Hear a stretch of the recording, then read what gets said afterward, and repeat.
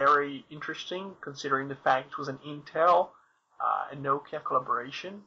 And Intel and AMD, probably people know about the issues between them and the lawsuits and the government action and all that, and they might be working together at least on this project, which is trying to bring back control to the x86 camp when it comes to telephones and when it comes to a certain extent to tablets. They kind of lose control to these processors, which are better at energy management. So you could be perhaps in a Intel and AMD working together, trying to bring people to phones which are based on the same architecture as the desktop. And so that's kind of interesting. I wonder if you have anything to say about that. That's pretty major news. I think that's probably the most major news in the past 2 days. Well, the only kind of things that I've got on the whole Migo Nokia thing. First of all, the name Migo. It almost sounds like toddler talk. Migo PP. They could have an online service called Now. Migo PP Now. It does sound like toddler talk. But maybe that's just me. I don't know. Maybe that's just my sense of humor. I always think of the word Amiga. That's what it always reminds me of. I haven't covered this, to be honest, very much. I'm just trying to rack my brains. Am I right in thinking that Migo is going towards Wayland, or already has? Probably, yeah. Yeah. It has to. Think about how much memory is being taken by X11. You cannot do this on a mobile device, quite. Yeah. So it also probably takes longer to boot and. It probably wasn't built for any device that's supposed to give you a very small and light graphical display with full features and everything. Yeah.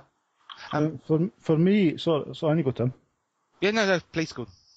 Right. I was going to say, for me, Nokia, I have no faith at all in what Nokia claim to do or what their plans are.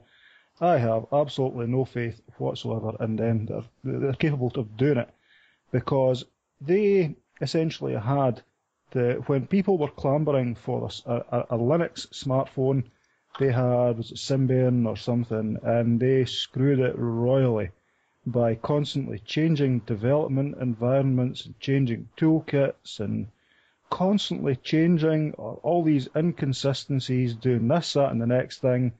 People had no clue what they were doing. They couldn't standardise. They couldn't agree on anything. And in the meantime, people wanted a Linux smartphone, and Nokia had the market share. They had people, and they just threw them away. And in the meantime, Android crept up behind them, and that's rocketed straight past. And all people want now is either the iPhone or Android.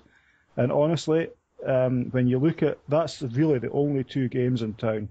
It's really the innovator's dilemma in this case, because they had Symbian, and Symbian was already on lots of phones, and they had pretty high well, they had, I think, 80% of Symbian at some stage before they took control of the whole thing. And they had to make sure they keep consistency and keep their momentum without throwing away Symbian and going to something else. And Microsoft is having the exact same issues now, especially with Windows, when they have to go to a mobile platform that's not looking like Windows on a desktop, and that's why they kind of threw away what was Windows Mobile, and they use Silverlight and things to try and put some new life into something, and it turns out to be a bit of a mess, and we'll probably touch on this later. But one of the things also that happened with Nokia is they did all kinds of fairly stupid things, like confusing people, fragmenting the market, trying to sell at the time Memo at the same time that they sell Symbian, and not being very ambivalent about it. And also what they did recently, this last thing, is with OpenSUSE, they go after a sort of a version of OpenSUSE that's kind of being used as a Migo derivative as well. It's called Smigo. And the Linux Foundation, on behalf of Nokia, is going after SUSE and trying to have them change the name. I mean, both names sound terrible. Smeagol and Migo. I agree with you. It just doesn't sound very professional. Well, hasn't Smeagol got some copyright issues there with Tolkien's work from Lord of the Rings? I think Gordon might be. It's kind of an unofficial distribution. It's one of the guys. His name is Wafa. I think Andrew Wafa, who was a long time contributor or volunteer in the open source community. He's not an employee of Novell. But one of the things with the names is Nokia is basically going and trying to keep. What they say is they want to try and keep the integrity of the name of the distribution, and they think Smeagol sounds too close to Migo. They don't want it to sound similar, and Ubuntu had the same issue where they go after all the Ubuntus, all the people who are making this, Christian edition and satanic. Satanic, because they want to not be associated with these things. And one last thing is, I mean, do you know the distribution called Inaro? It recently came back to the headlines because you haven't heard anything from it. It's also I think a kind of a strange name, but I heard one of the guys who works from China. He's Dutch, and he tells some stories about it, and he sounded like he wasn't. He thought he was becoming a bit of a mess now, a bit like Limo or some of those other things which are being announced with press releases and everything very fantastic, but Android is the one doing very well, and I probably should say something about Android on tablets and things like that. Lots of news about that as well. Yeah, I mean, maybe it's just the world that I live in, but to me, Smeagol says Lord of the Rings. It says my precious. Yeah, yeah. Thank you. I thought I was getting it right. I've read the book about a year ago. Yeah. That's Smeagol. That's Gollum before it became Gollum. Yeah. Well, I've got a very quick bit of news. I don't know if it'll require any sort of input from either of you, just to break up the longer subjects. It's apparently IRC botnets are now dying off in favour of web-based ones now.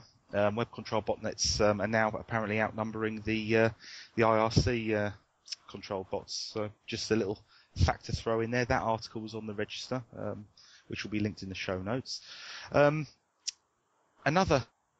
Another quickie of sorts is one that I'm hoping Roy's going to speak a little bit about, because it's I believe it's a subject that Roy's quite knowledgeable about and has covered for quite a long time. And it's a title. It says the article's called "North Carolina to Raise Army of Microsofties," and I was having a quick discussion with Roy about this earlier on. Yeah, I wrote about it a couple of days ago. It's written by, I probably should just say a very quick word about it. It's written by one of the big proponents of Microsoft from the Register, and it's trying to be humorous about something that's not exactly so humorous. It's Microsoft trying to take over all the schools in the very same state that takes pride in being the home of Red Hat. And this isn't the first time that they do that. I've been tracking and finding about 4 examples around this year where Microsoft specifically goes to the backyard of Red Hat, where quite famously they have the schools associated or working together with Red Hat and growing engineers to be people who work on servers or working on some projects like Fedora, and I think also they have some schools in Canada where they do the same type of thing.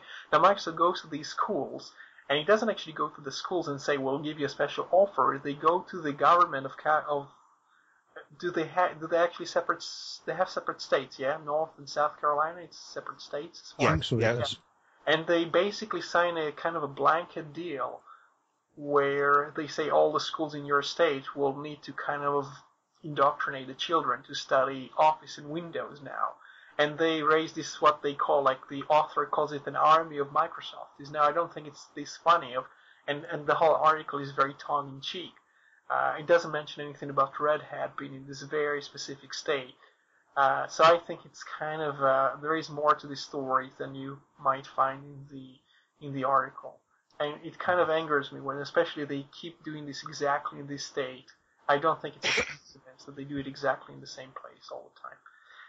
Well, I mean, this type of article, and like I said, Roy, I've followed it for as long as you have.